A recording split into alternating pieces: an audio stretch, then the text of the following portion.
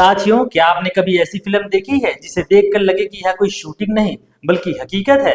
हिलता हुआ कैमरा, कच्ची लाइटिंग और रूह कपा देने वाली रॉनेस, इसे सिनेमा की भाषा में कहते हैं फाउंड फुटेज जॉनर वाली फिल्म। आज हम बात करेंगे उन फिल्मों की जिन्होंने बहुत ही कम बजट में न सिर्फ दर्शकों को चौंकाया बल्कि इंटरनेशनल लेवल पर भारत का डंका भी बजाया। नमस्कार साथियों, आप देख रहे हैं एसबी फिल्म्स एंड मीडिया। मेरा नाम है तेजेश्वर साहू और आज हम बात करेंगे उन 5 भारतीय फिल्मों के बारे में जिन्होंने फाउंड फुटेज जॉनर का इस्तेमाल किया और बहुत ही बेहतरीन तरीके से स्टोरी टेलिंग की। तो साथियों, इस लिस्ट में सबसे पहले नाम आता है साल 2010 में आई फिल्म LSD का। इस फिल्म के जरिए डायरेक्टर दिवाकर बनर्जी ने भारत में एक नई क्रांति की शुरुआत की थी। वह पहली ऐसी फिल्म थी जिसे पूरी तरीके से डिजिटल स्पाई और हैंडहेल्ड कैमरों से शूट किया गया था। दिवाकर बनर्जी चाहते थे कि फिल्म बिल्कुल रॉ लगे, इसलिए उन्होंने महंगे कैमरों की जगह छोटे डिजिटल कैमरों का इस्तेमाल किया।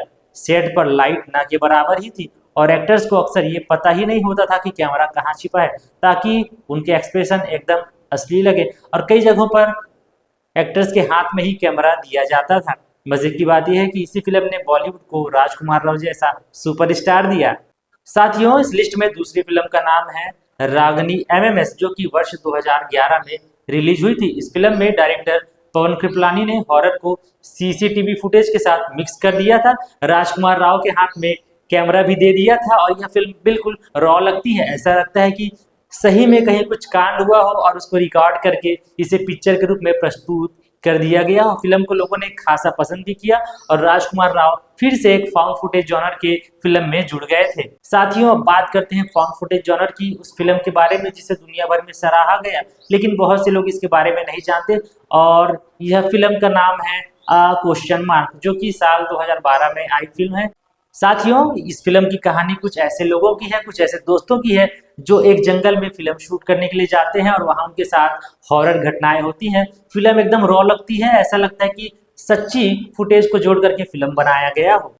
साथियों, इसके बाद वर्ष 2013-14 में आई 6-5 = 2 ने डर की नई परिभाषा लिखी। यह फिल्म कन्नड़ में भी बनी और इसका रीमेक हिंदी में भी किया गया और यह भी काफी डराती है। यह दोस्तों की कहानी है जो जंगल में घूमने के लिए जाते हैं, ट्रैकिंग के लिए जाते हैं और उनके साथ घटनाएं होती हैं, हॉरर घटनाएं। बहुत ही डरावनी यह फिल्म है, लोगों को काफी मजा भी आया था। साथियों, अब बात करते हैं साउथ सिनेमा की, जहां उस जॉनर के साथ नए एक्सपेरिमेंट हुए हैं।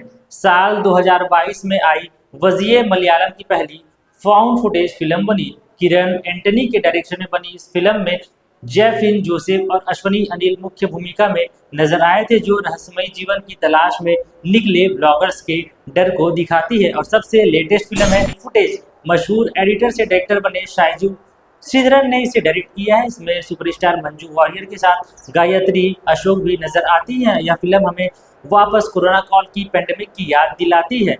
कहानी एक ऐसे कपल की है जो लॉकडाउन की बोरियत में अपनी जिंदगी रिकॉर्ड करने के लिए गोप्रो का सहारा लेते हैं, कैमरे का सहारा लेते हैं, लेकिन यह रिकॉर्डिंग कब तक एक खतरनाक थ्रिलर बन जाती है उन्हें पता भी नहीं चलता। तो साथियों, इन सभी फिल्मों ने साबित किया कि सिनेमा बनाने के लिए करोड़ों रुपये से ज्यादा एक मजबूत विजन की जरूरत होती है।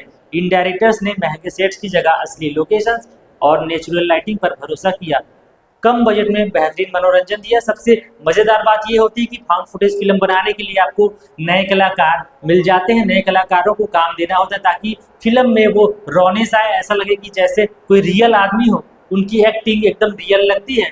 नए लोगों को मौका दिया जाता है और बहुत ही कम संसाधन, कम बजट में ये फिल्म बनती है। क्या आप ऐसी फिल्में देखते हैं? हमें कमेंट बॉक्स में बताएं और ऐसे ही खबरों के लिए इस चैनल को सब्सक्राइब करें। मिलते हैं नेक्स्ट वीडियो में, तब तक के लिए धन्यवाद, नमस्कार, जय जोहार।